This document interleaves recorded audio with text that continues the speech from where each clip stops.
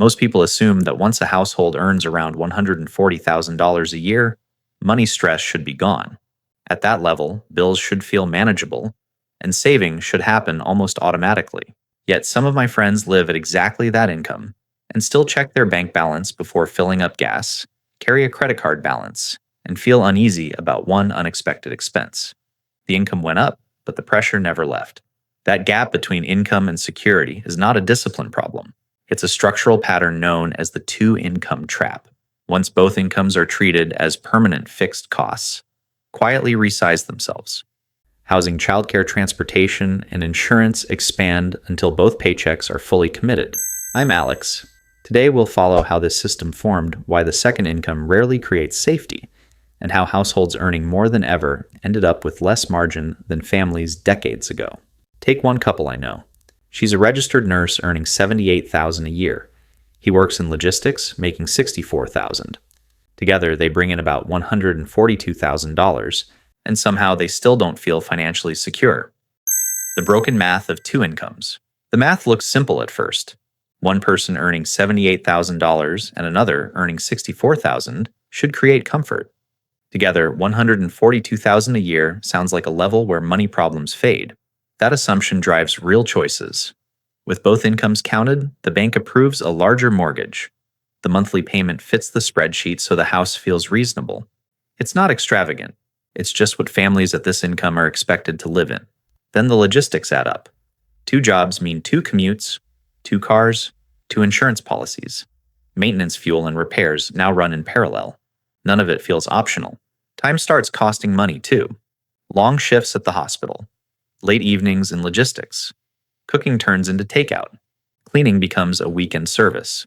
Groceries tilt toward convenience because energy runs out before the to-do list does. Here's where the math breaks. The second income doesn't sit on top of the first. It reshapes the entire cost structure around it. Raises don't build savings. Bonuses disappear into normal life.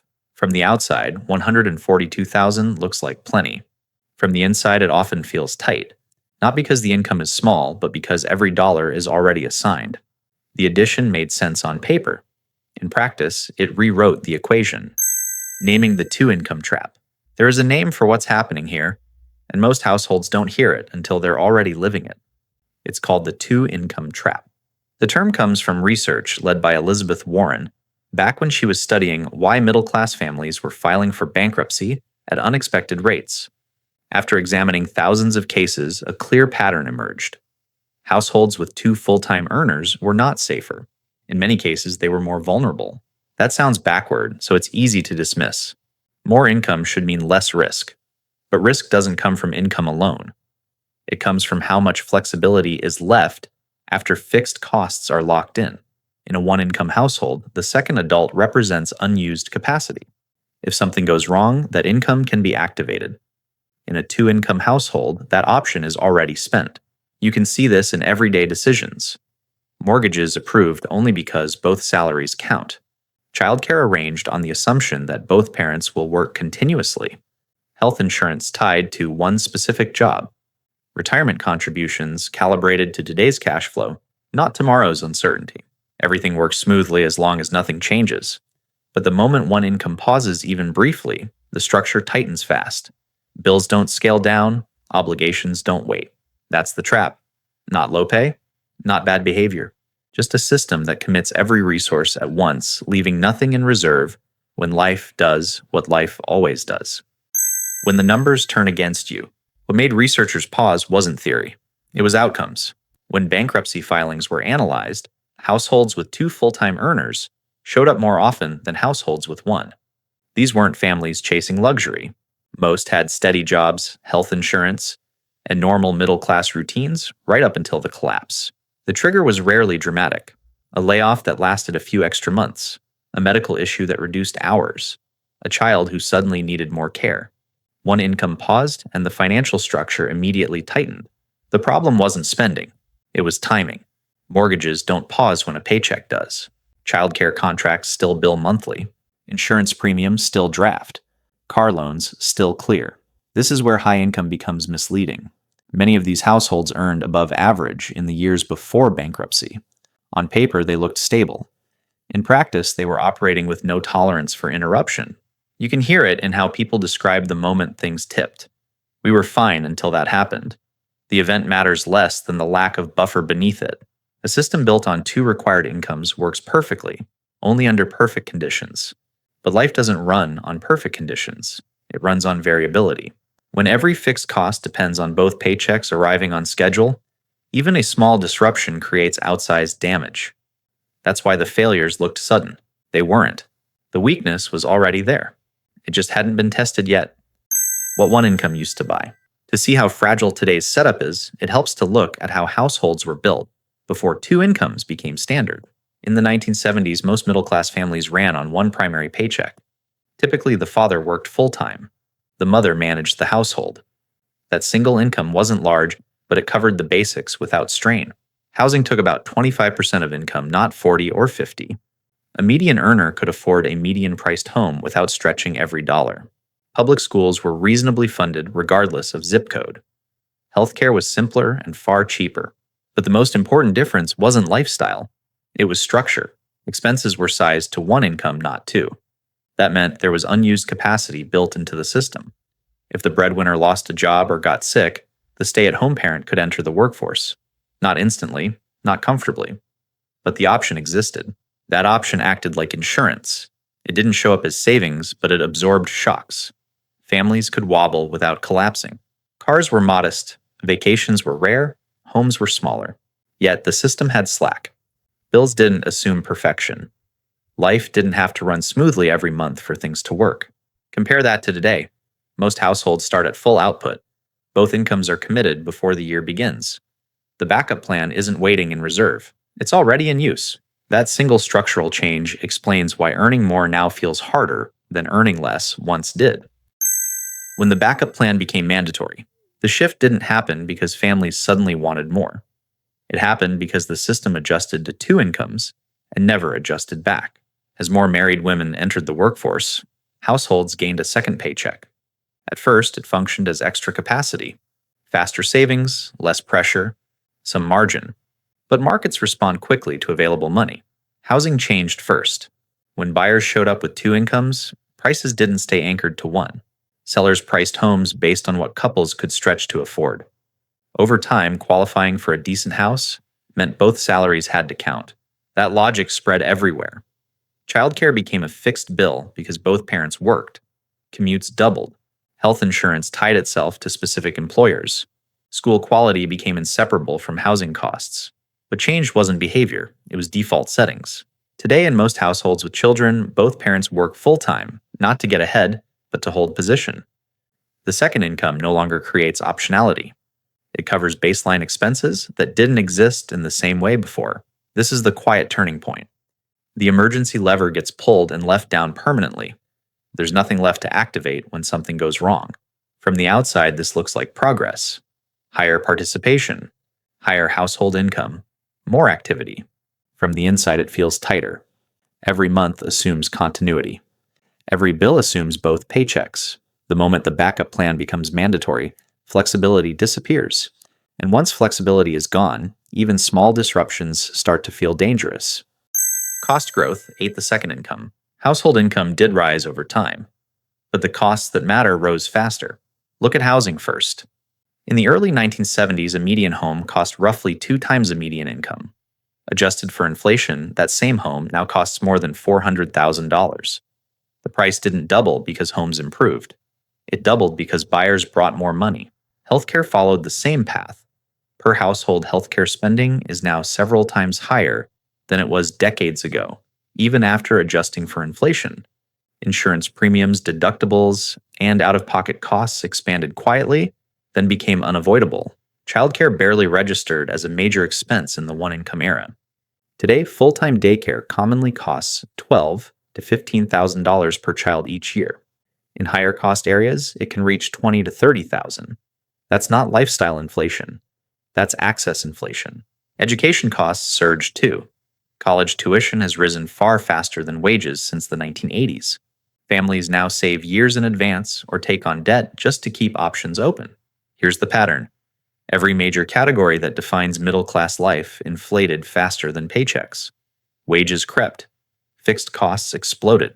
That's why the second income never shows up as progress. It wasn't saved, it was absorbed by higher entry prices to the same life. The money didn't disappear, it was claimed upstream. When costs reset around dual incomes, earning more stopped creating security. It just raised the price of standing still. The second income's real math. To understand why the second income feels invisible, you have to look at what actually survives the month. Start with taxes. In a household earning $142,000, the second income doesn't get taxed like the first. It lands at higher marginal rates.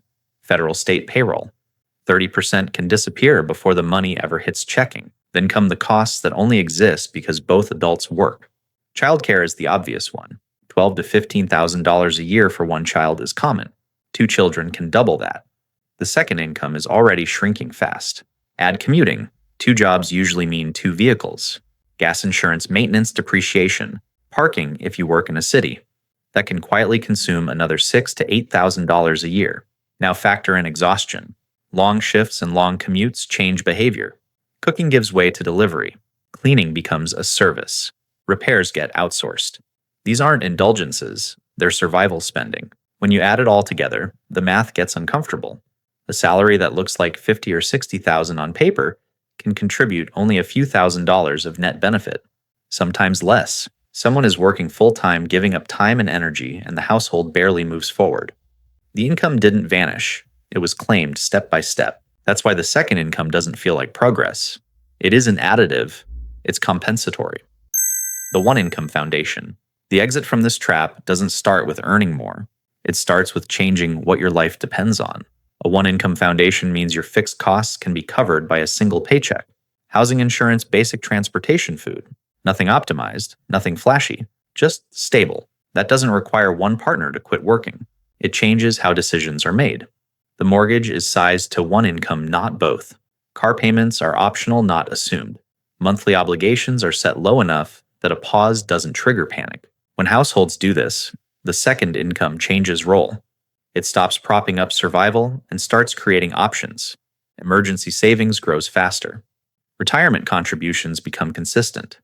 Debt shrinks instead of rotating. You see it play out quietly. A couple choosing the smaller house they could afford on one salary. A family keeping a paid-off car longer than peers.